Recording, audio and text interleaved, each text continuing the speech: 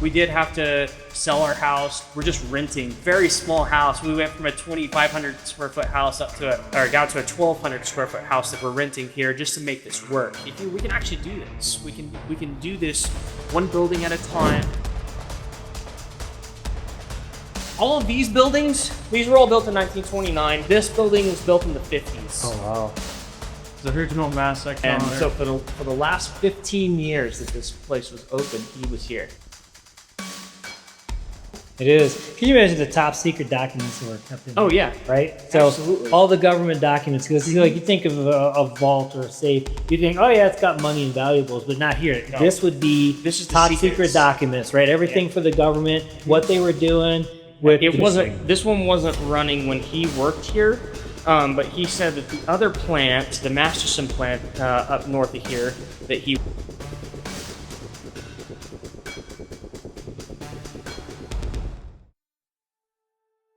There's something about places like this that makes you slow down just a little bit. You don't even have to know what it is yet. You just feel it. A place that feels like it's been sitting still for a very long time. Not abandoned in the usual way, just left behind. And the longer you stand here, the more it starts to feel like you're not looking at something that's gone. You're looking at something that used to matter.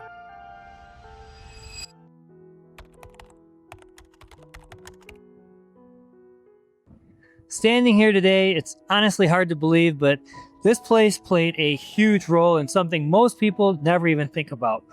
It wasn't just another industrial site on Route 66 or another hotel motel. This was a part of a national effort, something that helped shape aviation, the military, and even how we understood one of the rarest elements on Earth. This is the Amarillo Helium Plant, and its story is way bigger than it looks. Let's go take a deeper dive.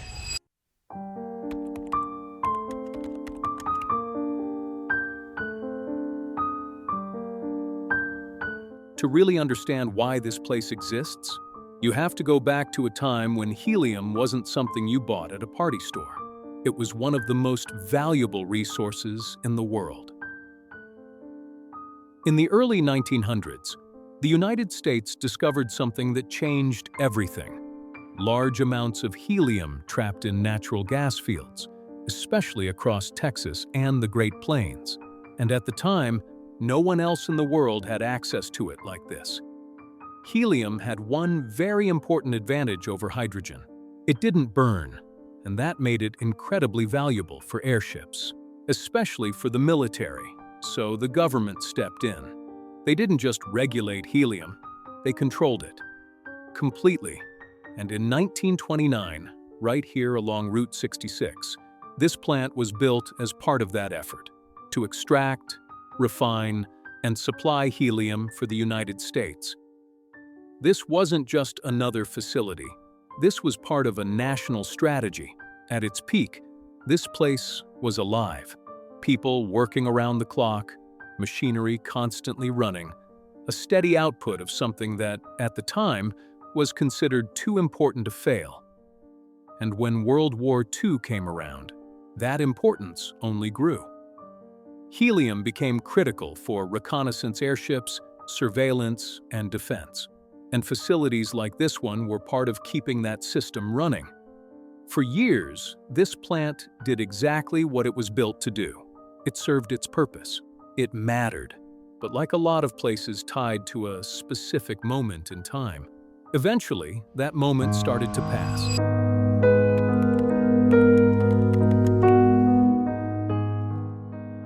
Over time, the world changed. Technology moved forward. The demand shifted. Airships faded out of military use. New methods of production developed.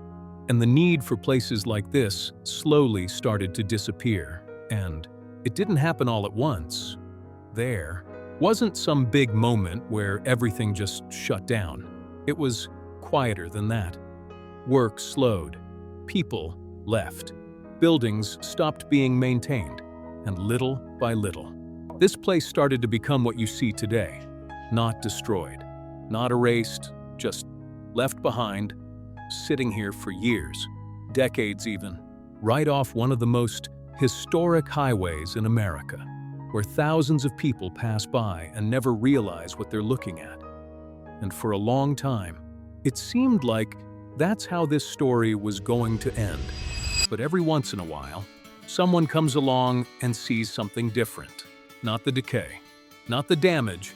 They see the story, and more importantly, they see what it could become next. There was a ceiling in here, and there were pigeons living in here for many years, and so we dropped that ceiling, dropped all the insulation, and we've just been cleaning everything because it was nasty. I could imagine. So we still have a lot of painting compared to how this started. Like all that metal and everything that came out of in here.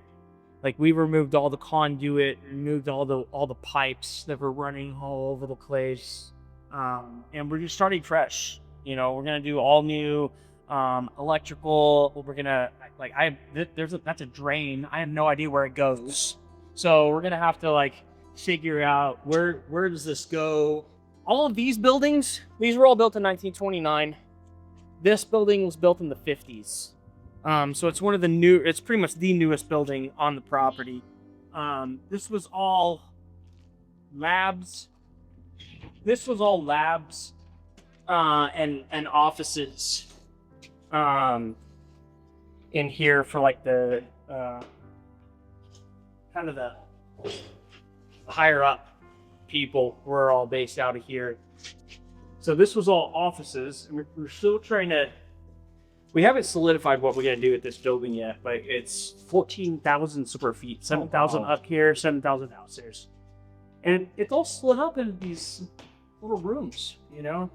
So we had people tell us, "Oh, you should do like a boutique motel on Route 66 that people could stop at." And like we're not really sold on that. Some people are like, "You should do like professional office space," and you know, give office space for like an orthodontist office, and I'm just like, that doesn't really fit in with what we're trying to do out here, you know? Well, and just like you're saying with the little shops out there in the maintenance building, these are already all partitioned up.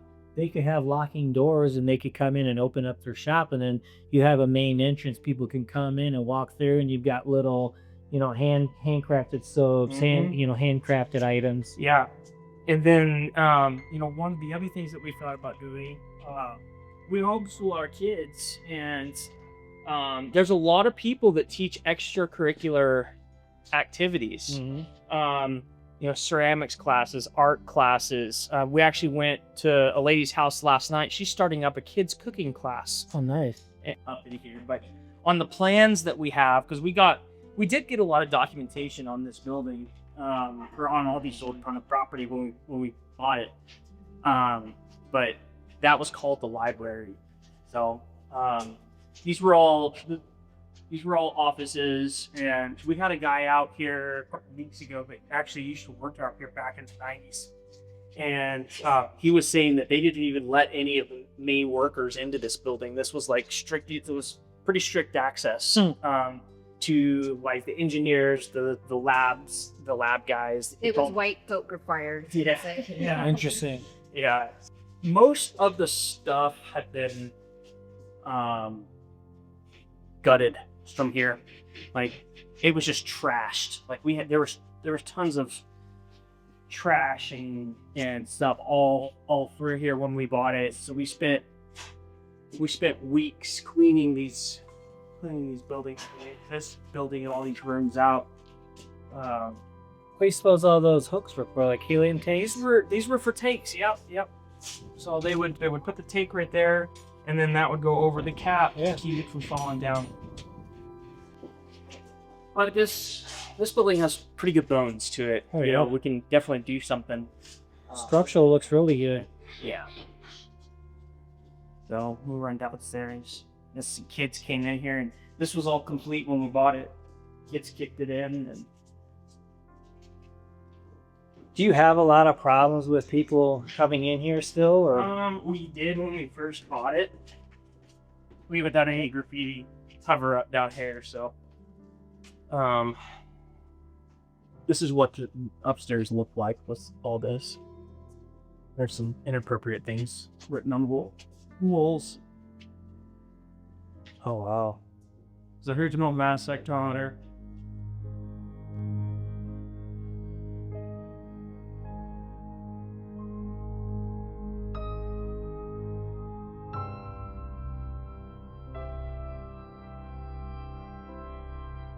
I could imagine you start doing events here and you would get a lot of people interested in just doing a tour and checking it out and Yes.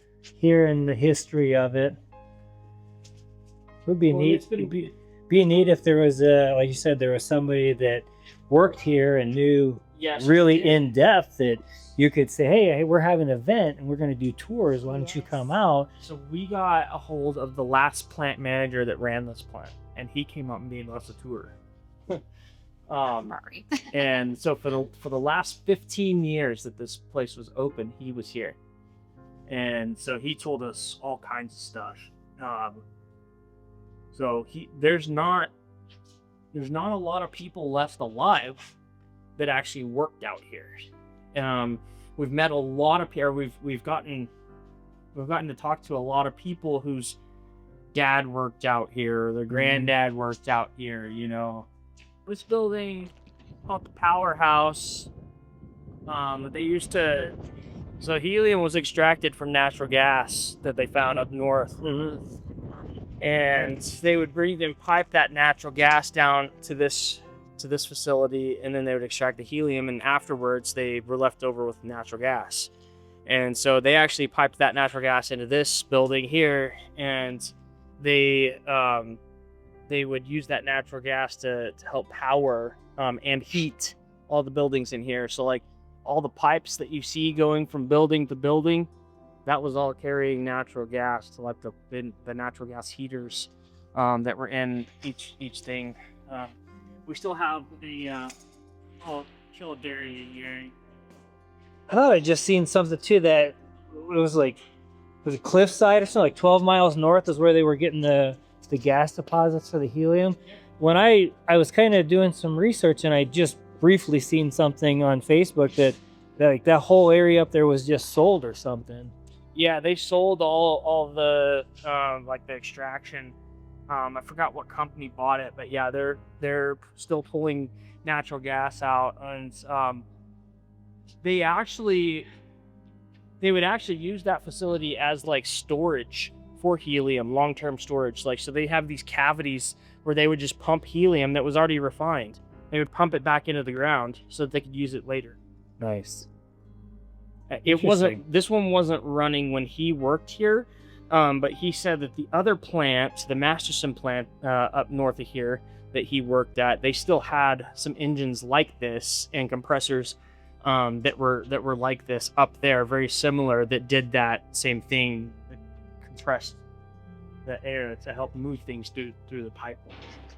So this is the building that we really want to turn into that kind of food court. So we've got room to do 2 stories if we want in some areas. I don't want to do 2 stories for the entire thing, but to have maybe some Like a second loft level type deal. yeah. So this right here, this is the old admin building. So this is the original admin building for this entire property. When you're I saw you take a picture of the building from the front. It's really the central focal point from Amarillo Boulevard when you're looking at this property. This is the worst condition building on the entire property. The outside is all brick construction, but the inside was all stick-built framing. And the previous owner did put a new roof.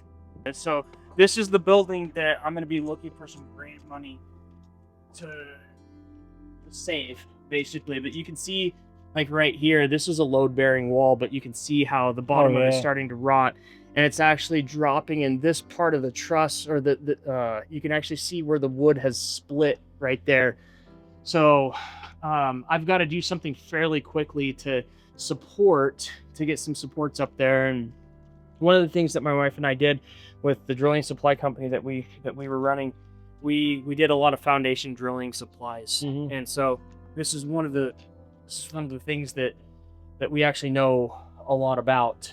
So I basically know how to fix this. I just need to get some funding to come do it. So this right here, this is one of the more important things as to why I really want to save this building, and more specifically turn it into a museum. This is the original walk-in safe. Oh, wow. Yeah. That is really cool. So I want to save this, you know. Absolutely. And, get everything cleaned up, and yeah, you can go in there. Oh, that's amazing. But I mean, how cool would it be to have this as part of the museum, to tell the story of this property? And a lot of people know that this was a helium plant, but they don't know the importance of this place to the country.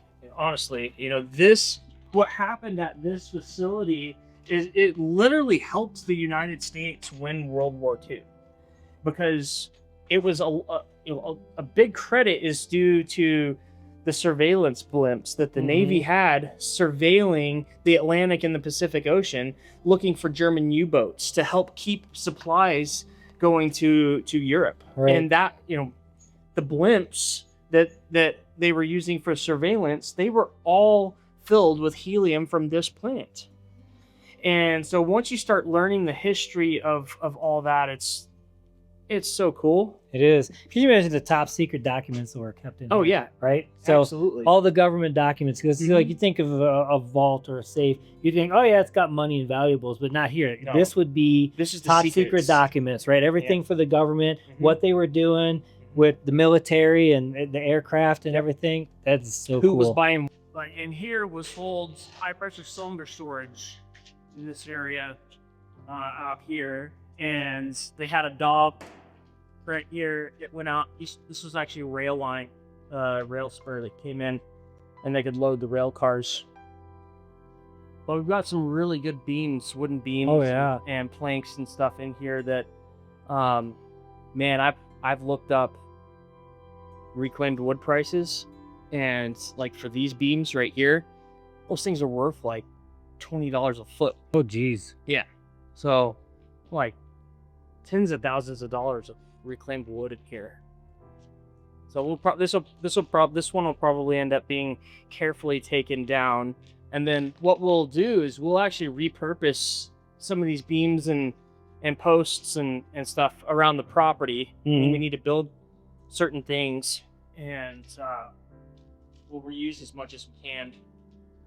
When you walk through it and you kind of talk about what took place in the buildings and the operational side of it, then you start trying to vision it, right? And then you say, you think of what was it like in its heyday, and then you see what it's like now, and then you guys have your vision, right? So then you start thinking of, like, for you as you walk through it, it's like you're thinking about what it was, and you're thinking about the history of it, but then also like, what could it be, right? Yeah. Oh, what can we turn this into? What ideas can we create from this? Because the wedding venue, that building was actually where they separated the helium from the natural gas. It's called, on the thing out there, it's called the separation building. And I was like, well, this is the grand space to get married. Oh, geez. Yeah. So the videos and and specifically the pictures that we posted from here don't do building justice. Pretty much everyone that walks in here, they're like, "Oh my gosh, this place is really bigger than I thought it was," But we're gonna be able to have a 300-person wedding in here. Oh, it's crazy. So this room right here and that room right here, those are going to be demolished, so that we have just wall-to-wall seating in here. All these concrete floors, these are all going to be taken out and repoured. Just this week, we decided that we're going to do radiant floor heating in here. So once we get all of this demoed, we'll get everything leveled out. How cool would it be for the top ones to be like stained glass or leaded glass? Yeah. That way when it is sun shining in, you're getting the colors from the... Yeah. That would be neat. And then like the bottom ones, like I've got to talk with some, like I know what what we kind of like, but we also want to talk to photographers and like, hey, what is going to be best for us to do? Right. Like, I've even thought about frosting, you know, like doing frosted glass on this first level, Keep so the glare out. keep the glare out, but also keep people from like looking in. Yeah, you know, for sure. and stuff like that. And out here, we'll have like an outdoor wedding and reception area for outdoors. This is going to be a glass. We'll turn it into a glass garage door that can lift up, and everyone can go outside. And you know, so we've got some really cool ideas of what we're going to do. We're actually tearing this entire wall down. All these panels and stuff, we're actually going to pour a new footer down here, and we're going to brick this entire thing from floor to ceiling. So the panels, like, it's nostalgic for out here because it was a factory, but it's just not aesthetically pleasing for a wedding venue. Right. So this is going to be the coffee shop vagaries.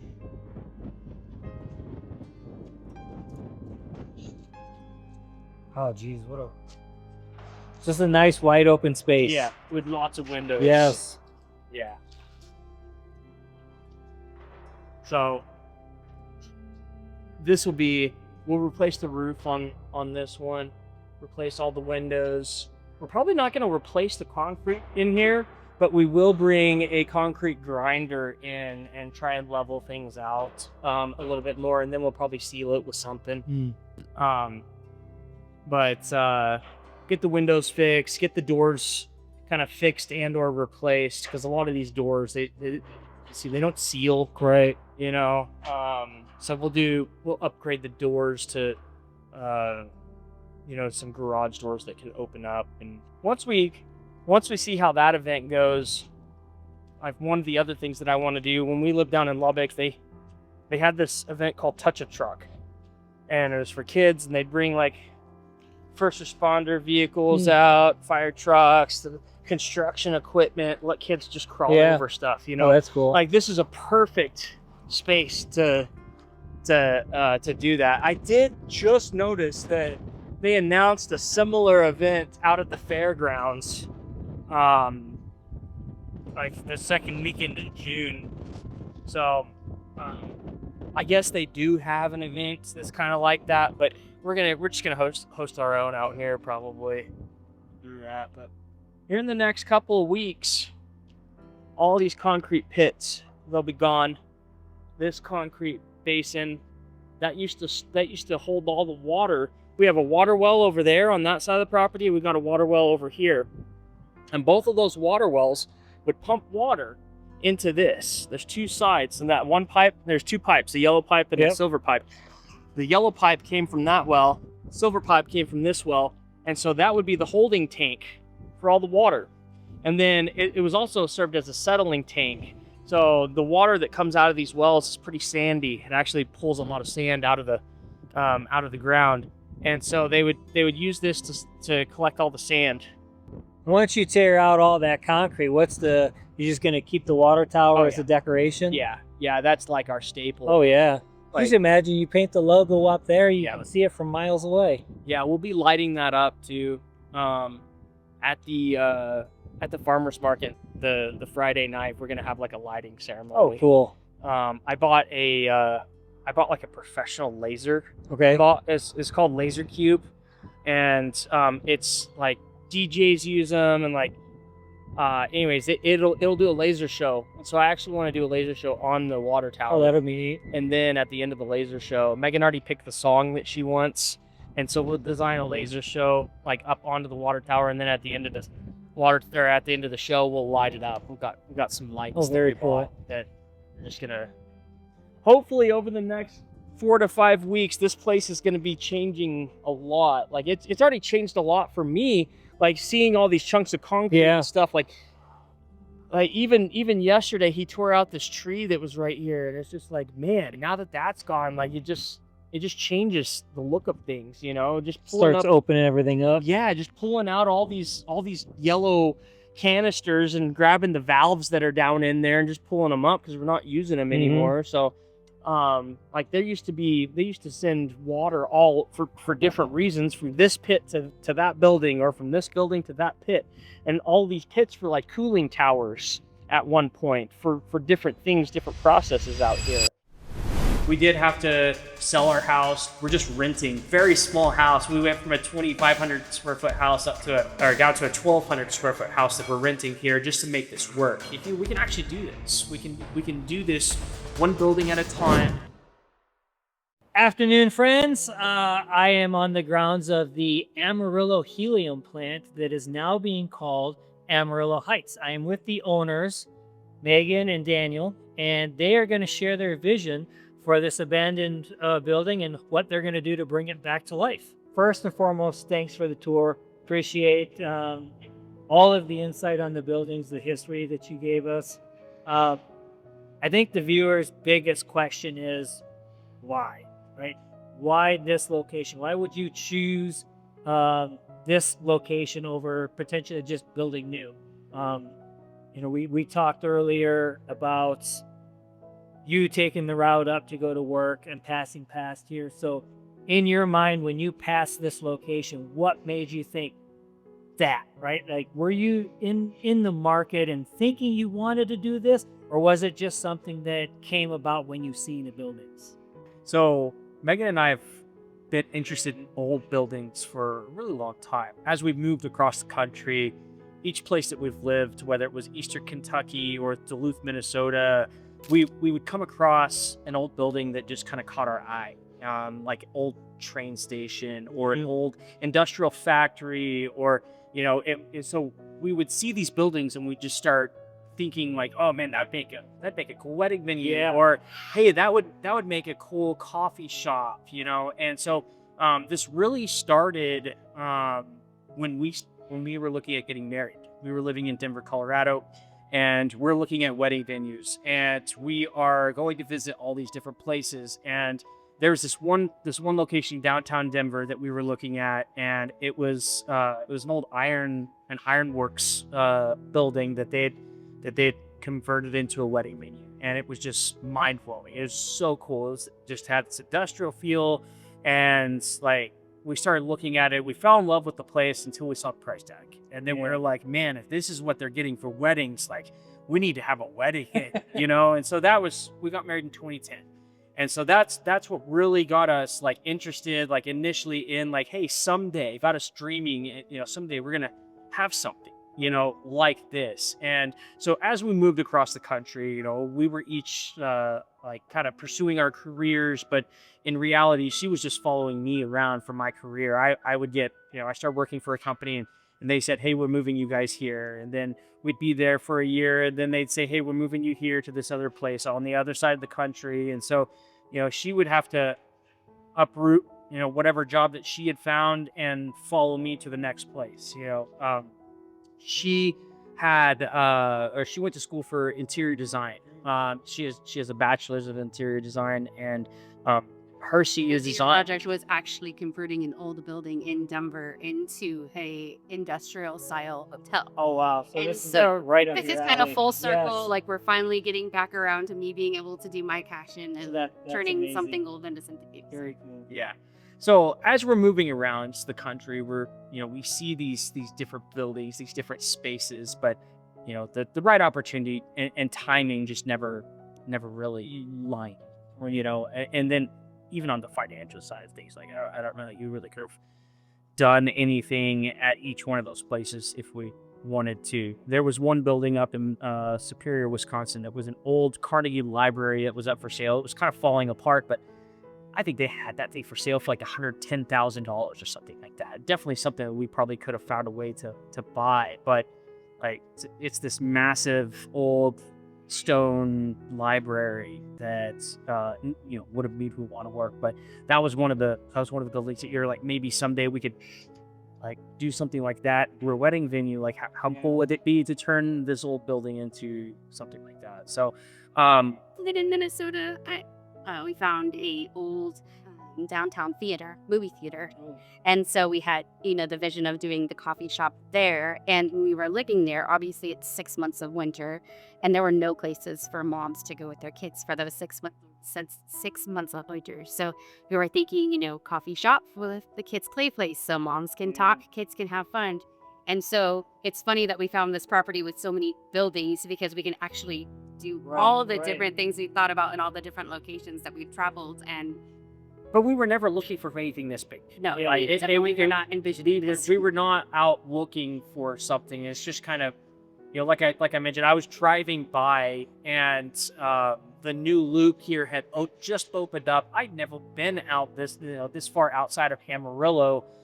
We were living 2 hours south of here, and I was just driving through town. I look over and I see the water tower. I see all these abandoned buildings, and I look over and I'm just like, what is that? That's really cool. And then I see a for sale sign out front. And so call my cousin up. She was a realtor here in town and learned a little bit more about the property. And ultimately, we couldn't stop thinking about it after we saw the sheet for sale. And we ended up coming to look at the property twice, and to just, the opportunities, all the different buildings, and the steel and brick construction of everything. Like, this place is almost 100 years old. Most of these buildings were built in 1959, and they're still standing, and they're still in very good shape. And so walking through, seeing all the opportunities, walking into this building, immediately we were like, what a thing, And so we were able to make it happen. Now, we did have to sell our house down in Lubbock. We had to use the equity from that house to help us buy this property.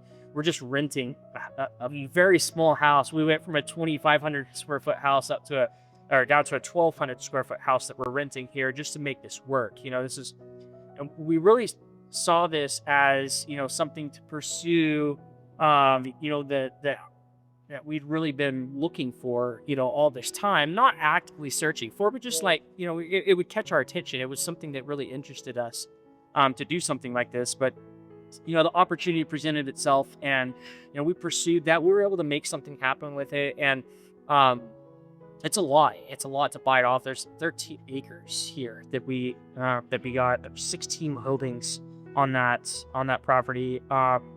And right around 100,000 square feet of actual buildings. And so it's a lot when you start looking at everything as a whole. But when you start breaking things down to a building by building, and it's that whole eating an elephant one bite at a time. And all of a sudden the plan started coming into picture of, oh, we can actually do this. We can do this one building at a time, and then once we get this building going, we'll start working on the next building, and then once we get that building going, or we can start working on this other building, and just a little bit at a time, it's going to become something. And we wanted to bring something to whatever community we were going to end up in, and bring something to the community that can, be of benefit to both. And this is really going to become more than just that, because of the location. You've got Interstate 40 right here. We've got this property right on historic Old Route 66. The north side of the property is Old Route 66. Basically, the south side of the property is Interstate 40, and the east side of the property is the new loop that goes around the entire city. And so we're very well situated for attention and, visibility. And we've got a water tower here that we're going to light up. We're going to get our logo put up there. People are going to be able to see it for miles. But we really want to capture the traffic, a lot of the traffic that's just passing through town on Interstate 40, and, make sure that we capture some of those like tourism dollars and keep some of that here in this community. Instead of them passing all the way through town or going and stopping at one of the larger destinations, corporate places, let's get them to stop here and help out some small businesses, And so we're going to be able to provide space for some of the local smaller entrepreneurs, some boutique space and some restaurant space, and we're going to have some event venue space, and let's have some electric car chargers out in the parking lot, so people traveling up and down I-40 can stop here. They can grab a bite to eat. We're going to have a dog park here, so if you're traveling with a dog, you can go let them run for a little bit, while you come in and grab a bite to eat, or sit down and have a drink or go visit some of the boutiques and buy some locally crafted jewelry or soaps or anything like that. You answered a lot of the questions under one question, so that's really awesome. Sorry. And you can tell the amount of passion that you guys have for this project. You can hear it in the way that you present everything. The passion comes out.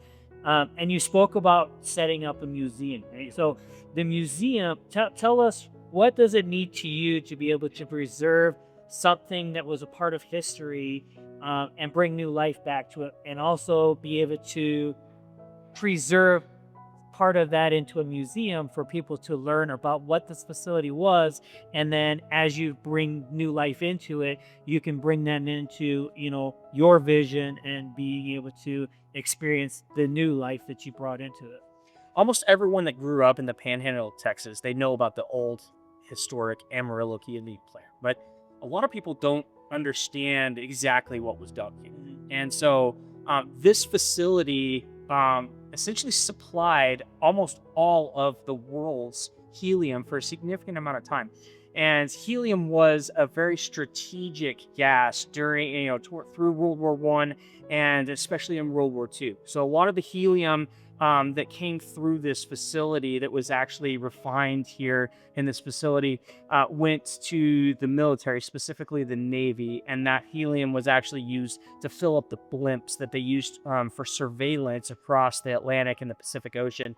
And those blimps, they were looking for German U-boats, they were looking for other enemy ships, and to help secure the trade route for all of the supplies that were going from the United States over to Europe to help our troops and support the Allies throughout the war. And so you really think about the strategic nature of what was being produced here and how secretive the things that were happening here that were going on. The natural gas is actually where they found the helium. So they've been drilling for oil and gas in the Texas Panhandle for a very long time. And what happened was how they actually found the helium. They were drilling for natural gas up there, collecting the natural gas. Some of it wasn't burning.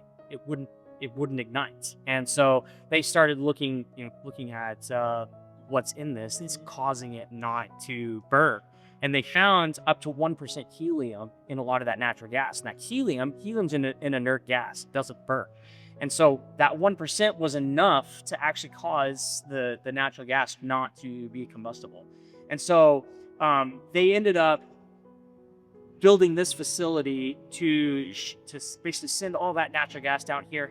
And at this property, they actually developed the process of extracting helium at a very high concentration. And so it was a cryogenic process. They would super freeze the natural gas. And because helium has such a high or such a low freezing point, they would super freeze all of the natural gas. Everything would turn into a solid except for the helium. The helium would be the only gas that's left in gaseous form, and they would extract that up off the top. And through that process, they could actually attain like a 99.95% pure helium through that process. And so this facility actually produced some of the purest helium throughout the entire world. And so they would bottle that, put that high pressure vessels, and they would ship that, to mainly the military.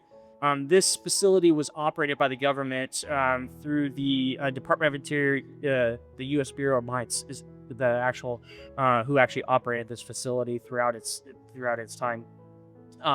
And then learning that important history of what happened at this plant is really important to tell that to the next generation and future people. And the strategic location of this property on old Route 66, there's museums all up and down Route 66, and this is just going to be another museum for us to be able to tell the history of this property and the process of the helium that was made here, and how important that was not only to the Amarillo and Texas Panhandle, but to the entire United States.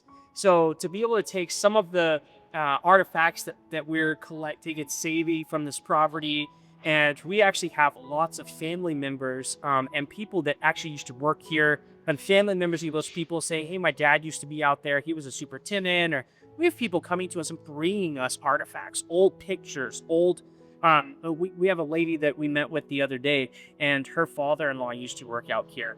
And she gave us this book of handwritten retirement letters, letters that a lot of people that used to work here hand wrote to him when he retired in 1966. So we got this book of handwritten letters to him as he retired, and we've got all kinds of old pictures as a part of that. And then she also gave us his badge, the badge that he wore to get into these secure facilities.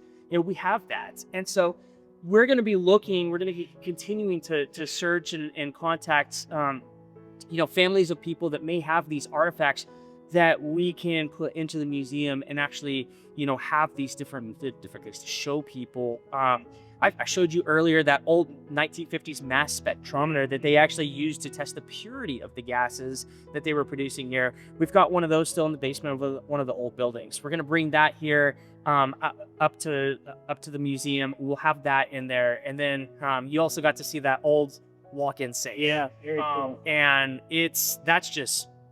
that's super cool. Just be able to preserve that and showcase that. And you actually brought up something that I hadn't thought about. Like, what were they actually storing in there? It wasn't bundles of cash or gold, or it was secrets. Yeah. It was those top secret documents about what happened here at this facility and how they were doing things. And so, like, how cool would that be to like make up some of those old documents, like, and display some of those in there. It'd be like, hey, this It would be cool.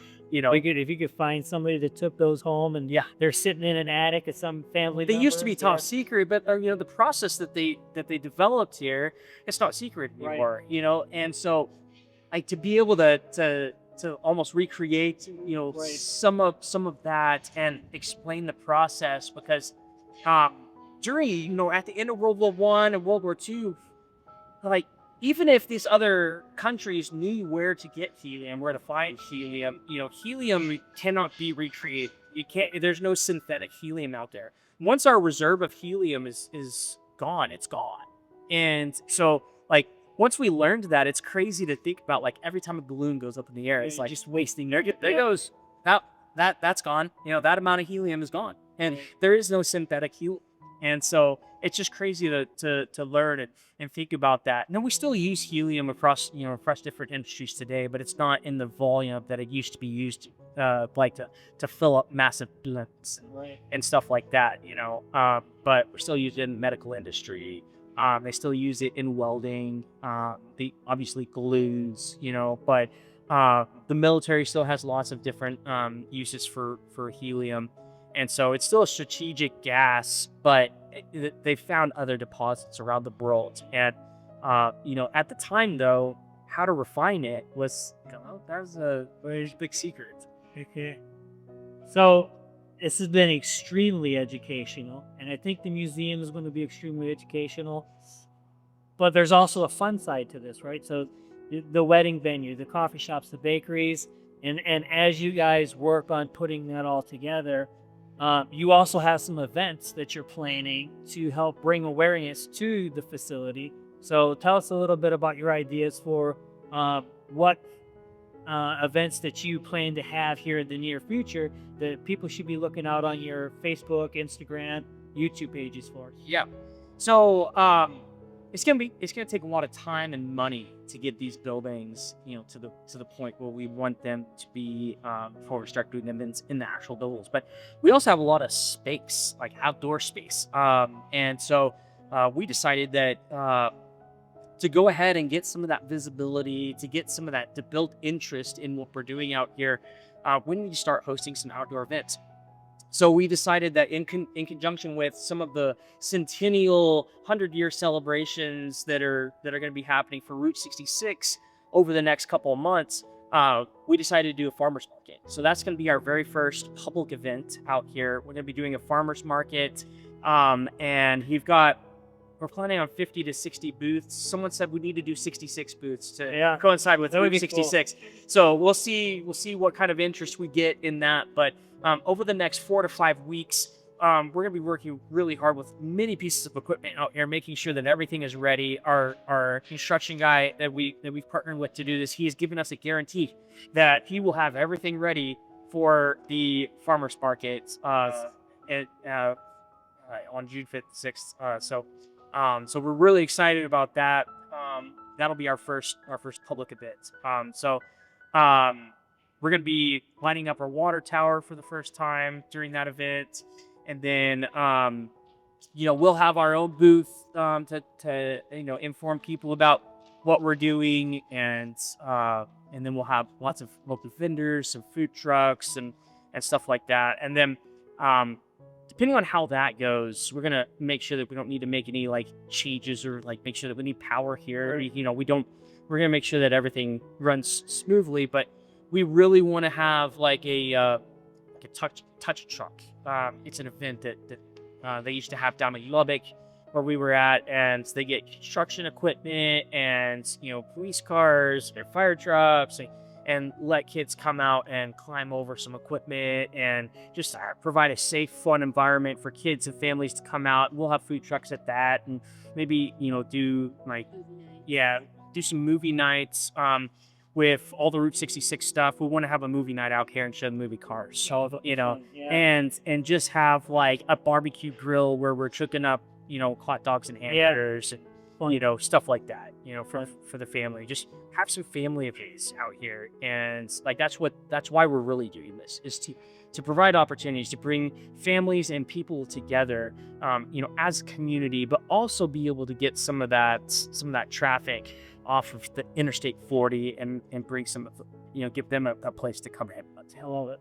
No, I think what you guys are doing is amazing. I love, like I said, I wanted to check out the empty buildings, and then I learned of what you were doing. So it just creates a whole nother story of not only is there history, but now there's the regrowth and the rebirth of these buildings and what you want to bring to the community. So I appreciate you guys allowing me to come out, giving me the tour. And I'm going to put in the links, in all of your links. I'll put into the description on the video as well. I'll make sure that I set you up as collaborator on this. And that way everybody follow along on Amarillo Heights, check out all their information. And if you're in the Amarillo area, definitely get out here and check this out. Come to the farmers market. I'll be stopping in, and I'll be bringing you that content as well. So I just want to say thank you for your time. I appreciate you having me, and I wish you guys all the success. Yeah. What they're doing here isn't just redevelopment. It's belief. It's looking at something most people gave up on and deciding it's worth saving anyway. The vision for this place is something completely different than what it used to be. A space where people come together, shops, experiences, something new built inside something historic. A place that doesn't erase what it was, but builds on top of it. Places like this don't just disappear, they wait. They wait for the right moment, the right people, to give them a reason to matter again. And this one, it's getting that chance.